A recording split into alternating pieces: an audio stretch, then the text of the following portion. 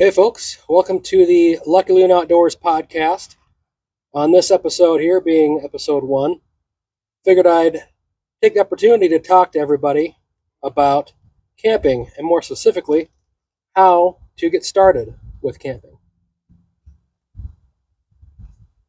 So, this episode is geared towards folks that have not really gotten into camping yet and are curious about it, want to learn more about it, want to know how to get into it, and to do so without, spending a mortgage payment on camping gear and stuff associated with it. So, for following episodes for this series is going to explore more in this topic, get more in detail as we get on to different episodes. We'll take on some different themes. It'll become more useful for people that already have some experience under their belt. But for this first episode, we'll focus on those folks that want to get into it, just don't quite know how yet. So, I'll tell you about my background so you know where I'm coming from here.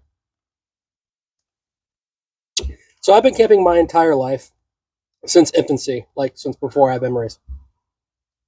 I car camp, motorcycle camp, power sports camp. I do paddling camping, so like canoe, kayak, that kind of stuff. Boat-in camping. I live in Minnesota, so we have a lot of water. And then, of course, hike-in camping. I'm also an Army veteran, so I have done my fair share of government-sponsored camping, which brings an entirely different challenge to something that should be fun.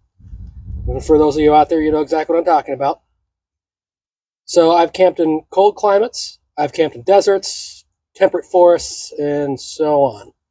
I also own and operate a 2-site campground on Hip Camp, and I've been the runner-up multiple years in a row for the best campsite in the state of Minnesota.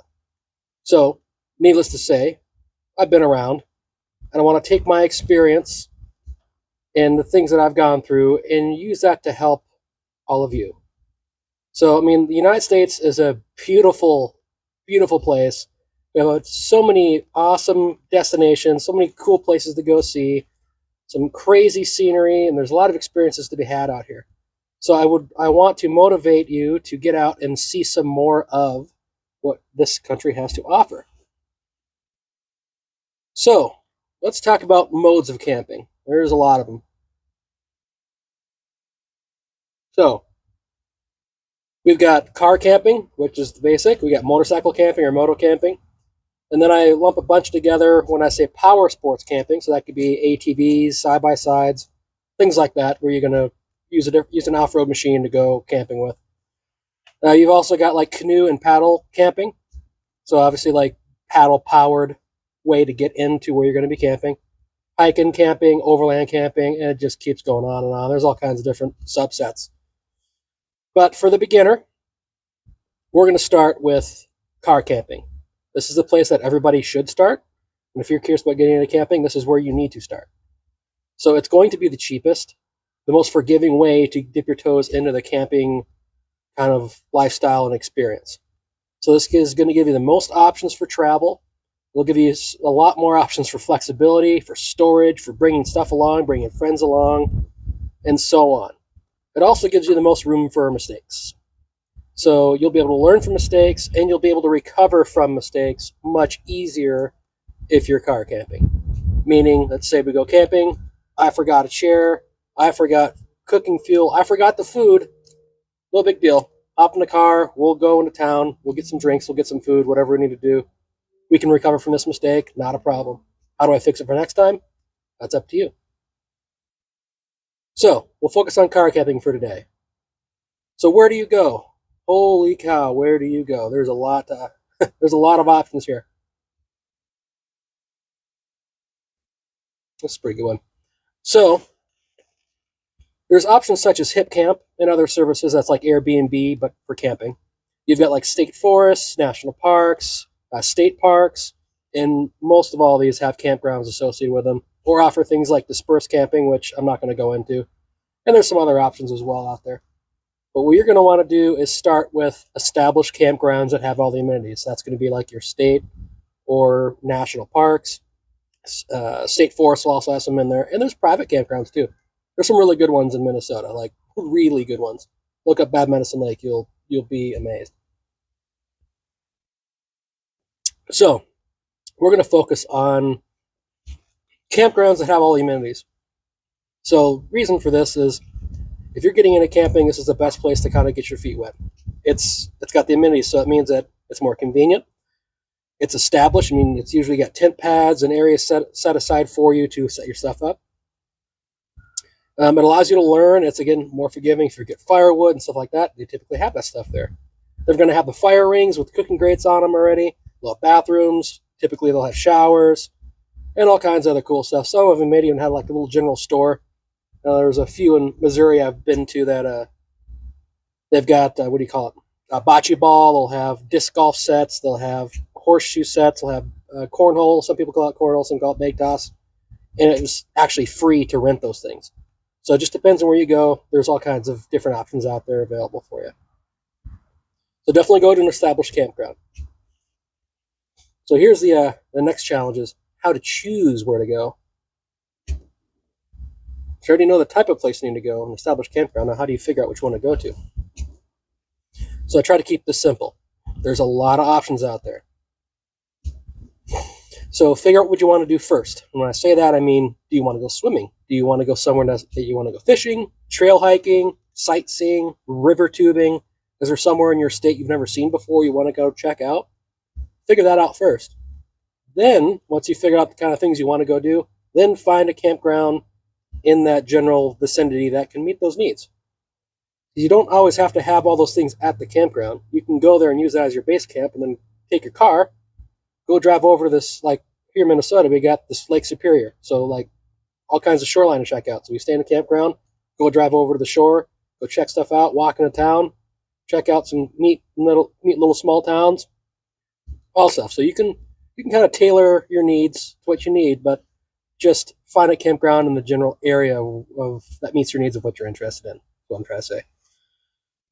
So, and how do you go about that? There's a ton of ways. You got like Onyx Off-Road. You've got other paid services you can look at.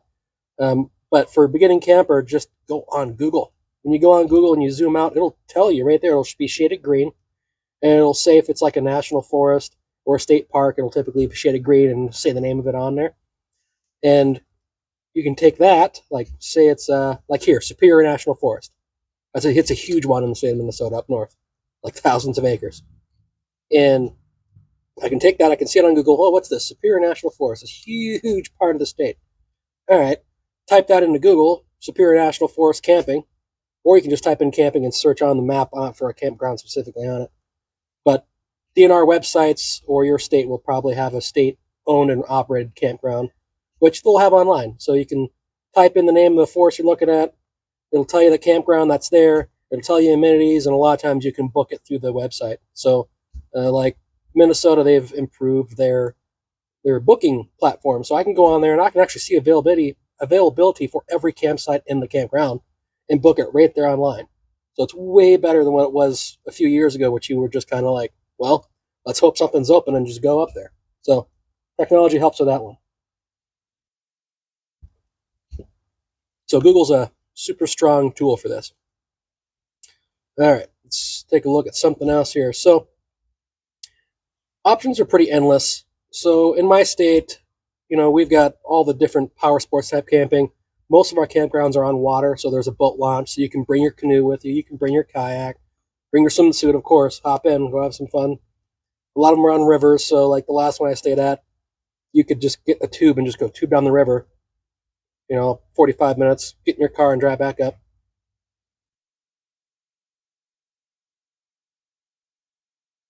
Well, hi, Governor. If you're listening to this, my horse is standing behind me looking at the camera. His name's Governor. Say hi. You heard his name too. His ears pop up. So, lots of options there. Use the Google, find an area that you're interested in. All right, let's talk about gear. The dreaded discussion of gear, or exciting, depending on who you are. As a first-time camper or a newer camper, gear can be like really stressful. Okay, so we want to try to keep this simple, straightforward, and easy to deal with. You don't need to be going crazy. So there's a ton of options here. You don't need to go out and spend a mortgage on camping equipment. I know you're gonna be looking all over the YouTubes and stuff and kind of looking at gear and tents and all these different cool, neat, and awesome things, but you really don't need to go out and buy a bunch of stuff. Okay? So let's start with the essentials here. Let's look at shelter. So I'm going to give you two basic types of shelter. One, your vehicle. You can sleep in your vehicle. I've been there. I've got a Yukon XL, so a Suburban basically. Put the seats down. I can sleep right in the back on my sleeping pad, whatever. That's an option if you have to. But the better option is to have a tent. And I'm just talking a basic tent. Got this, like I really like my Haven tent. I've got all kinds of different kinds of ways to camp out there, but just keep it simple. Get a tent. Now, if you're testing out the waters of camping, don't be going to buying really expensive stuff. Don't be buying an expensive tent. Get something cheap and something simple that's large enough to fit the number of people it needs to. And I strongly suggest, getting a size that is a little bit larger than the number of people with you. For example, if there's two people going camping, like you and your wife, or you and your buddy, or whatever, if there's two people going, get a 4-person tent. If there's 4 people going and sharing a tent, get a 6-person tent. The size rating is based on what it can fit. Let me correct this. It's the size rating on these things is based on what it can fit, not what it can fit comfortably. Okay? Consider it like military grade, and some of you know exactly what I'm talking about here. So I suggest retailers such as Walmart or Target. In all seriousness, though, Walmart probably has one of the best camping sections of a department store, period, when it comes to like good budget-friendly camping. Places like REI or Dick's Sporting Goods and stuff like that typically have more expensive, nicer stuff that you don't quite want to be buying yet. Once you kind of feel out what you like and what works for you, then you'll kind of go into those stores and spend more money and find the things that are more tailored to what you like. Don't start there yet. I mean, you can. That's what you have, but I'm suggesting going into Walmart. They have everything you need at a very affordable, acceptable price. I don't go to Walmart for much, and that's one thing I do go there for.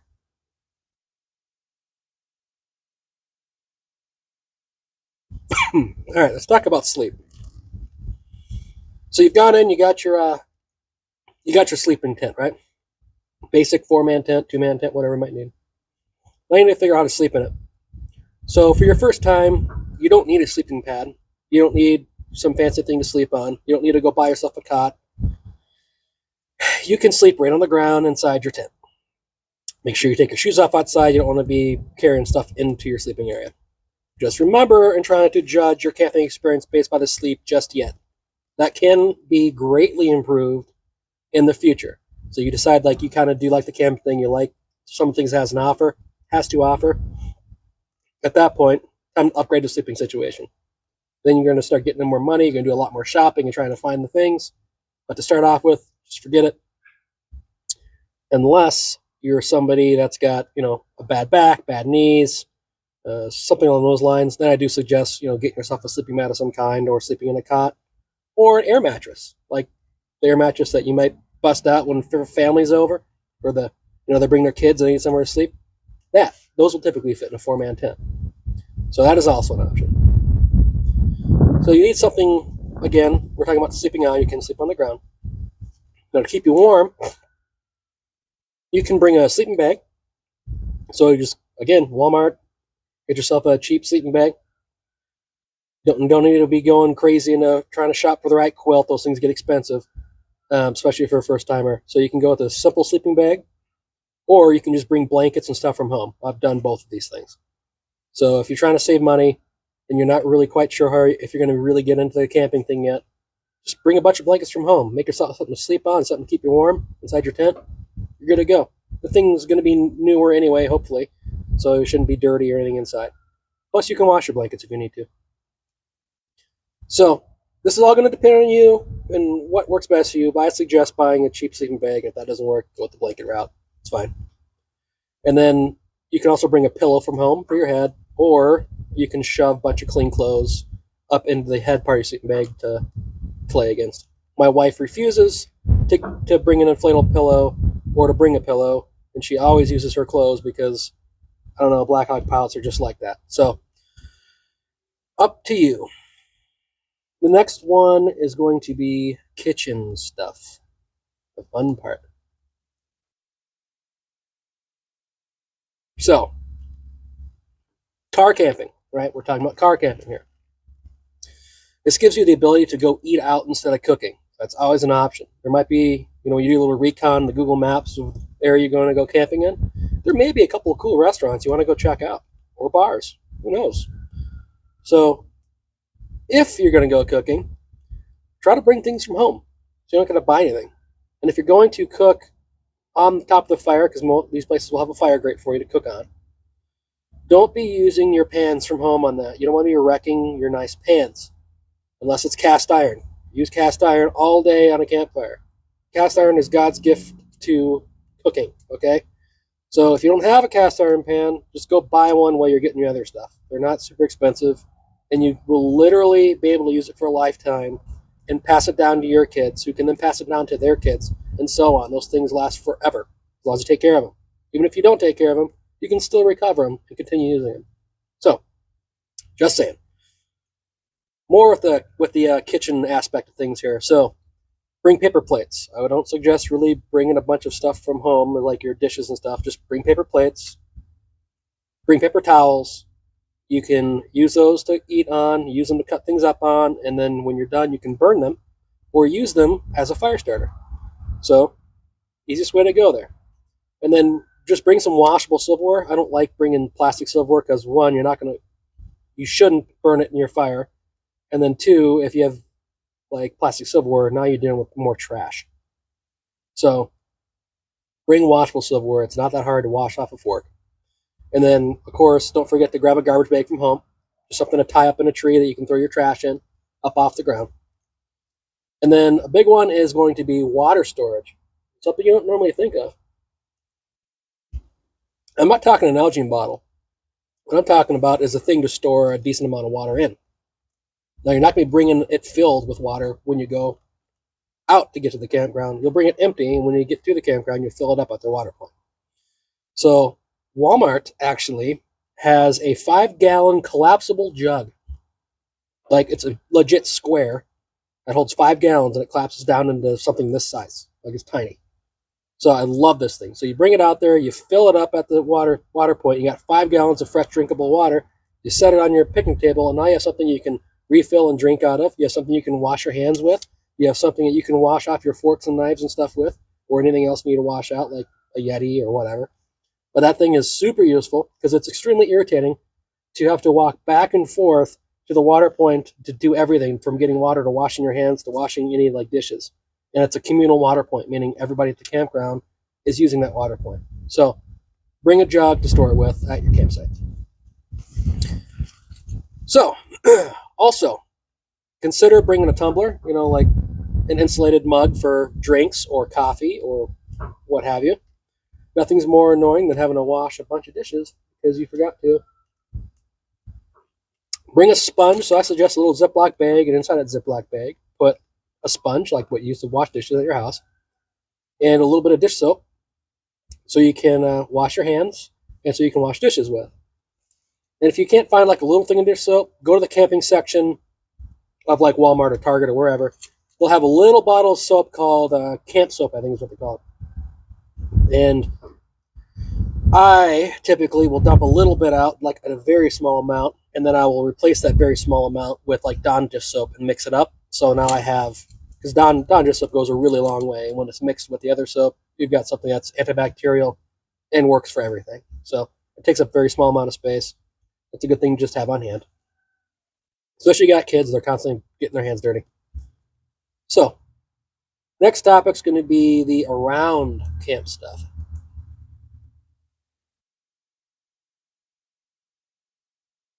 That's a pretty good one.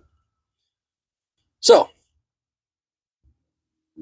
like I'm sitting in my click chair right now, which I love, super comfortable. Make sure you bring a chair with something to chill in. Or a hammock if you've got one. You can also buy one, they're pretty cheap. But bring something to chill out in. So chairs, hammocks, something like that. You can, of course, get those anywhere. If you forget, you remember you have your car, you can go buy one. Pretty much everybody carries camping chairs, like the $5 bag chairs at a minimum. You can also get something more expensive if you want. And then, of course, have your cooler with you. That's a really big morale booster when you have cold drinks, whether it's in a can or something you're keeping cold in the cooler, like a bottle of something good, maybe wine, maybe something a little harder. So that cooler is a good morale booster to have for your snacks, for your food, for your drinks, whatever it is you might bring with you. So that fire starter, again, we talked about for your fire starter, it could be your paper plates, it could be paper towels, it could be actual fire starters. It depends what you want to do. Bring a lighter, of course. When you go to these campgrounds, they'll have wood available for you. So they typically will not let you bring wood from outside anyway. So, and then your cost for wood is going to be usually between $5 and $7 a bundle. It's like 7-ish pieces of wood, and it's going to be should be dry when you get it, so easy to burn. And then you just need to get it going, really. Also, bring some cheap fire skewers, like for hot dogs and marshmallows. And again, you go to Walmart. I literally just bought some yesterday for my campers because I have the 2 campsites here. It was $3 for 5 of them. Like, and they're stainless steel skewers, like for cooking stuff in the campfire. Like, super cheap. If you forget them, pretty much any gas station or Walmart or whatever is going to have them anyway. You can get them there too. A big one. Don't forget to bring a headlamp. I'm saying headlamp because hand lamps, handheld flashlights, they're fine and all, but it's really annoying having to hold a flashlight in your hand when you're trying to do something with your hands. So headlamps are cheap. You can get them everywhere. And it's nice to have it on your head so you can use your hands at night when you're doing whatever it is you're doing. Maybe you're making a drink. Maybe you're making some marshmallows and s'mores. Maybe you're chasing your kids around with a belt. Who knows? It's good to have hands free. So, tables. So I got this Big Agnes table, which I have a review on the channel, but almost went out. Another reason for going to these established campgrounds is they'll have picnic tables at your sites.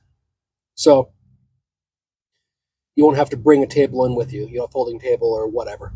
You'll be able to just use this massive 6-foot picnic table that already has seats on it too. So just make it happen. So to summarize here, you're interested in camping, you kind of want to get started, trying to figure out where to start. So one, find a campground and a place you want to go explore. That's simple. That's the first step. Find somewhere you want to go check out. Whether it's outside things you want to check out or city kind of things you want to check out, like a small town kind of thing. Like we got Duluth, we have Superior, we have Grand Marais, there's breweries, there's distilleries, there's all kinds of neat stuff up here. It's always fun to go there and base camp and then go check out town if you want. So find the place you want to explore. Get a cheap tent. Get yourself a cheap tent that'll do the job. You'll figure out what it is you like, don't like, kind of as you get more into this lifestyle, into this hobby, you'll spend more money on the very pointed things that provide what you want. But to start, cheap tent. Same thing for the sleeping bag, or bring blankets and a pillow. Cheap sleeping bag, or bring your blankets from the house. Bring your pillow from the house as well, or like a blow-up pillow if you find a cheap one. If you're going to cook, keep it simple.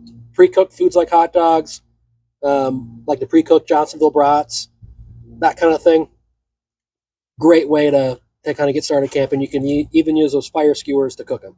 So like you're not having to bring a bunch of utensils and stuff to make it happen.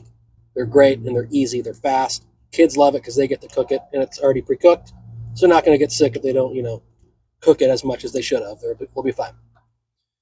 And then if you're going to cook outside of that, the more complicated things, try to keep it as simple as possible. So I love steak, chicken breasts, and stuff like that.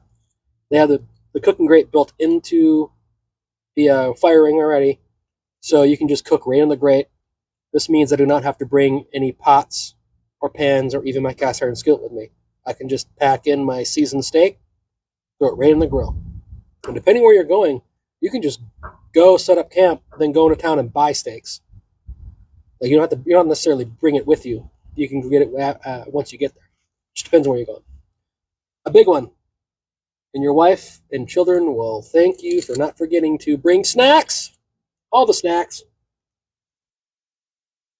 Everybody loves snacks. Oreos, chips, Cheez-Its, all the good stuff. Bring those. Again, reiterate, paper plates, paper towels. That's a good fire starter and easy to get rid of. You just burn it. Less trash for you to haul out. 5-gallon collapsible water jug from Walmart, $3. Get it. Tell me how happy you are that you did get it, because you have sticky stuff and nowhere to wash your hands. So you'll be happy to have it. Bring a cooler, cold beverages, morale booster. Some of those cold snacks can go in there too. And then odds and ends stuff. So bring cash. A lot of times you have to pay cash for the wood, sometimes the campsite, depending on where you live.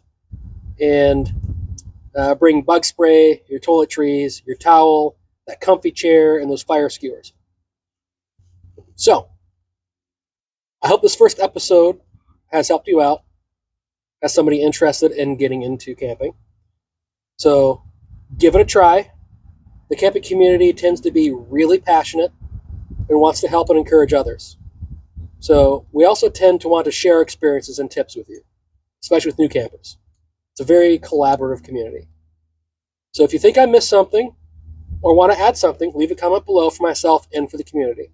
And if you're watching this video for the first time and trying to get into camping and figure out where to start, read those comments. A lot of people have some really good things to add. So we're all here for each other. Get out there, stay safe, and have fun.